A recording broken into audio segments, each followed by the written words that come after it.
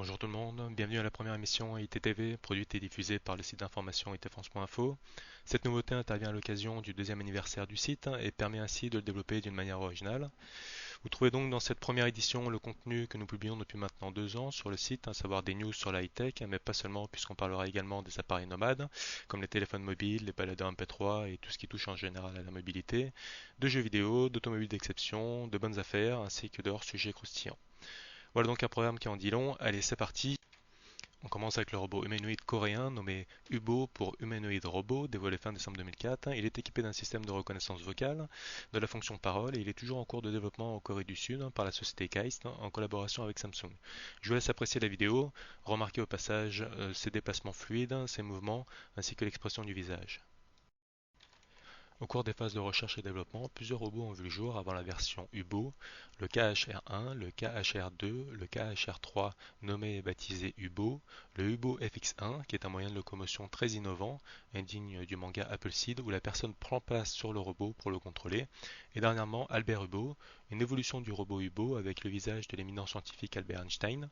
Il est haut de 1,37 m, sa tête comporte 31 moteurs permettant de reproduire des expressions. Il peut ainsi rire, fermer et cligner des yeux, peut prendre un air menaçant ou bien étonné.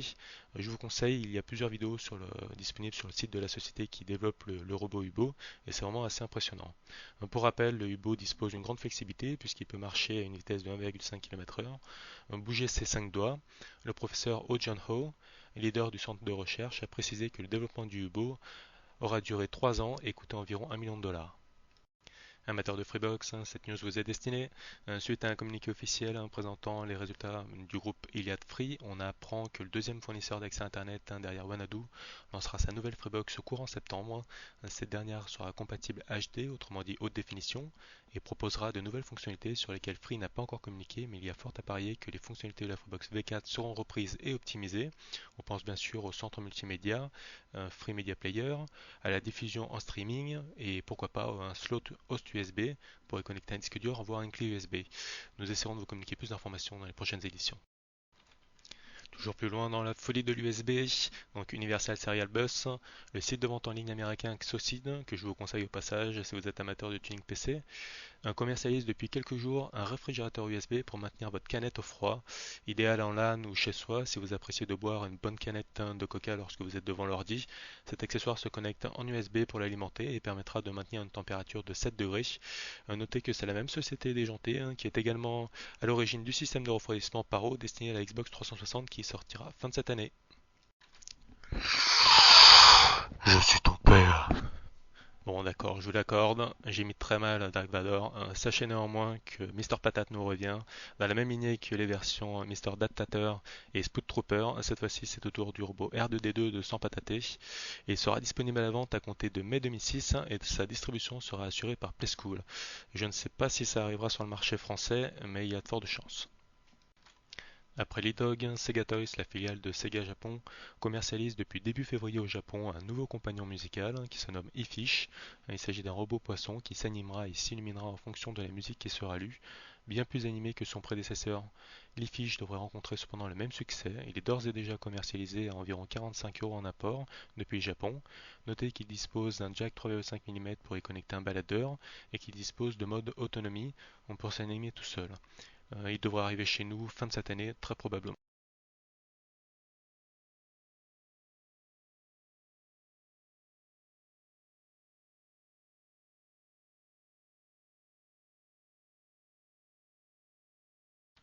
Cette semaine était placée sous le signe de la mobilité, bien évidemment, et plus particulièrement des téléphones portables, puisque le salon professionnel 3GSM s'est déroulé du 13 au 16 janvier, où plusieurs nouveautés ont vu le jour.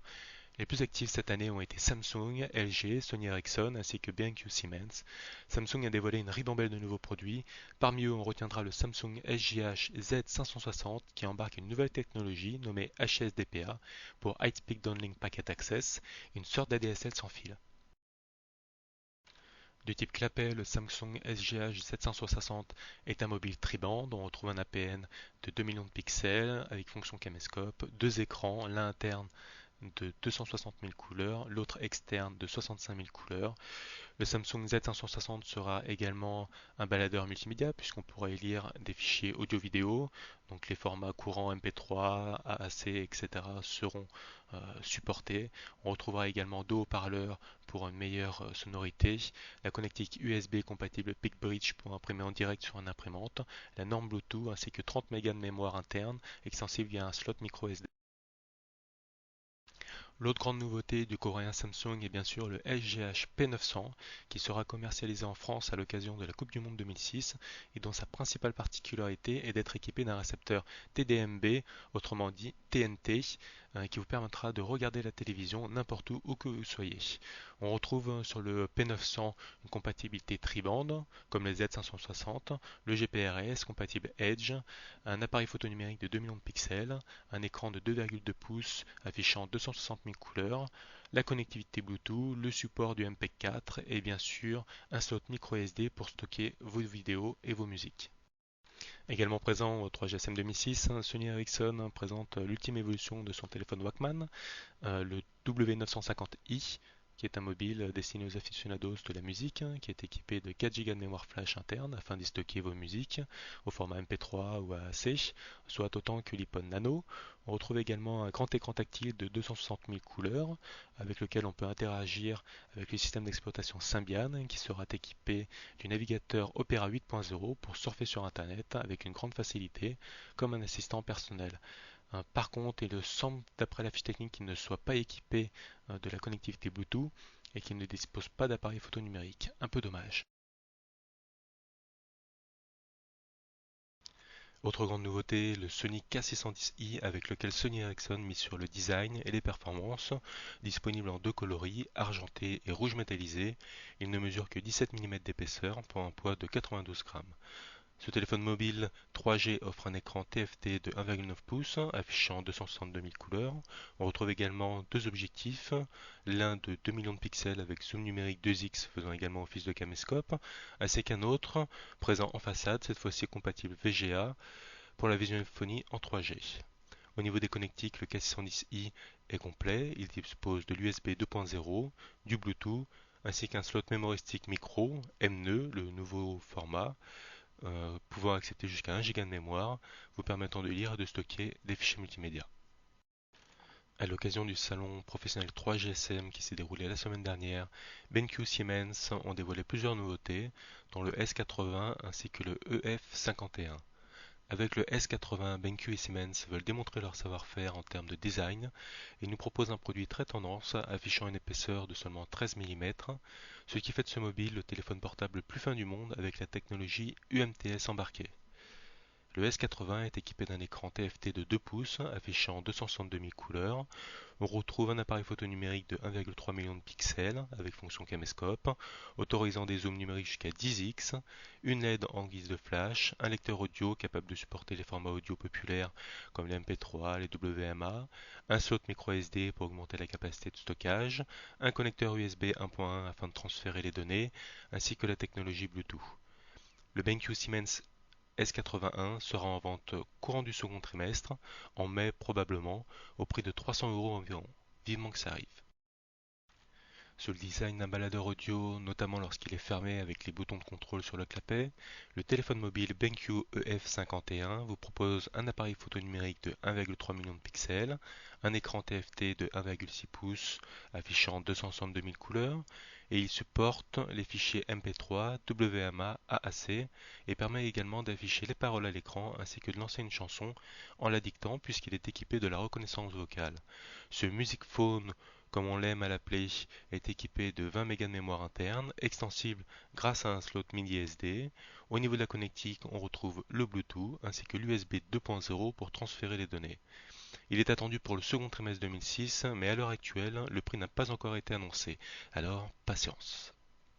Après avoir commercialisé le disque dur de 4 Go pour PSP puis pour Xbox 360 il y a quelques mois, la société anglaise Dattel s'attaque à la Nintendo DS en proposant également un disque dur de 4 Go avec des fonctionnalités plus avancées.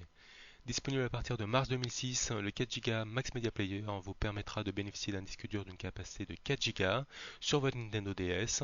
Vous pourrez ainsi lire des fichiers multimédia comme des vidéos, des films, ainsi que de la musique au format MP3. Le disque dur se connecte sur un slot GBA de Nintendo DS. Il est accompagné d'un logiciel sous la forme d'une cartouche de jeu Nintendo DS. Le transfert des données entre le disque dur et votre ordinateur s'effectuera au moyen d'un câble USB qui sera fourni et la conversion des fichiers multimédia sera assurée par un logiciel provenant de Datel sur le CD d'installation.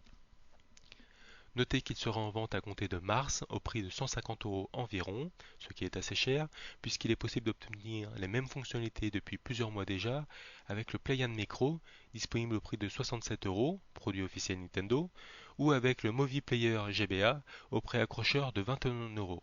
Tout ceci est disponible sur le site Lixang. Nintendo Japon a annoncé il y a quelques jours deux grosses nouveautés pour la console portable à deux écrans, Internet et la télévision. La grande classe. Internet sera disponible sur la Nintendo DS avec une version du navigateur Opera, remanié pour la Nintendo DS et ses deux écrans. Le Nintendo DS Browser devrait voir le jour ces prochaines semaines au Japon et en Europe. Il utilisera bien évidemment la connexion Wi-Fi de la console pour se connecter à Internet, supportera également le traitement de texte ATOC et permettra ainsi de concurrencer la PSP et son navigateur intégré. Deuxième grande nouveauté, la télévision sur la Nintendo DS. On l'attendait, Nintendo l'a fait. Le tuner TV numérique se présente sous la forme d'une cartouche à introduire dans le slot Nintendo DS et dispose d'une antenne pour la réception. Pas plus d'informations pour le moment, mais tout laisse à penser que ce tuner TV respecte la norme TDMB ou DVB-H, autrement dit TNT, et serait donc a priori compatible sur le territoire français. IT France.info vous tiendra informé de la date de la disponibilité ainsi que les prix de ces nouveaux produits dans de prochaines éditions. Les bonnes affaires de la semaine ont lieu dans le domaine des jeux vidéo puisque la Xbox de Microsoft passe de 149 à 109 €, console Xbox plus contrôleur S. L'offre est également valable pour les packs Halo 2, Far Cry, et concernant les packs plus récents comme King Kong et Need for Speed Most Wanted, ils seront à 119 au lieu de 179 €. Ces offres sont valables du 13 février au 2 juillet 2006, alors profitez-en. Notez également que la Xbox n'est pas la seule à baisser de prix puisque Sony a également annoncé une baisse pour sa PSP en édition Gigapack. Vous la trouverez dorénavant au prix de 280 € au lieu de 300 €. Voilà, on arrive à la fin de cette première édition ITTV. J'espère que vous avez passé un bon moment en ma compagnie. N'hésitez pas à nous faire part de vos commentaires et vos suggestions sur le forum ou bien par mail à kernel32@itfrance.info afin d'améliorer le concept. Sur ce, je vous dis à la semaine prochaine. Ciao!